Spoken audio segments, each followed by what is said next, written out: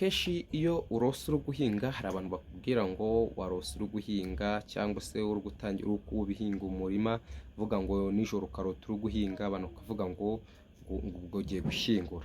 Akenshi ntabwo ariko bisobanuye, ntabwo ari kuri. Ahubwo iyo urose uri guhinga ari bwo gikizwa cyangwa ugitangira umurimo w'Imana, biba bisobanuye ko ugiye gufata umwanya wo guhinga, wo gukora umurimo w'Imana kandi wivuye inyuma. Iyo uri mu itangiriro cyangwa ugezemo hagati, biba bikugaragariza icyiciro umaze kugeramo.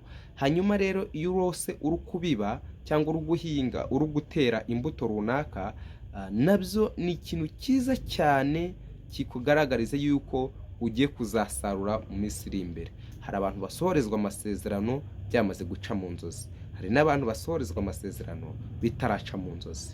Hanyuma rero warose urimo urabiba amasaka.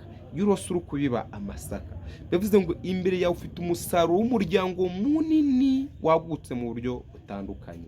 Hanyuma iyo urose ya masaka yawe ugera mu murima ugasanga ni nk'ikintu cyayakase cyangwa se byayangije, bivuze ngo mu muryango wawe haba harimo umuntu, haba harimo gusubira inyuma mu muryango wawe cyangwa gupfusha bakenyuka, karande yo gupfusha abantu bakenyutse. Mu miryango imwe n'imwe bibamo cyangwa bikagendamo. Buri muryango wose Imana iwuha umuntu ugira iyerekwa cyangwa se urota cyangwa se w'umukozi w'Imana mu buryo butandukanye. Ntabwo bose bagenda gutyo kuko hari ikintu Imana iba yaravuze.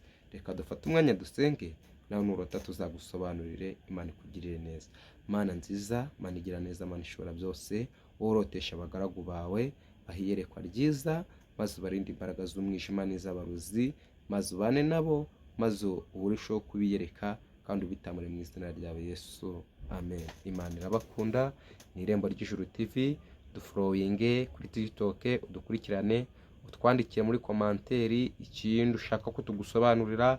Aho kuri YouTube nabwo urahasanga ibindi Imana yagiye gucishamo, naho urakora subscribe cyangwa se unasharinga abandi na komanteri. Imana igumugisha. Murakoze, n'ibitekerezo byanyu birakenewe. Imana ibahe umugisha.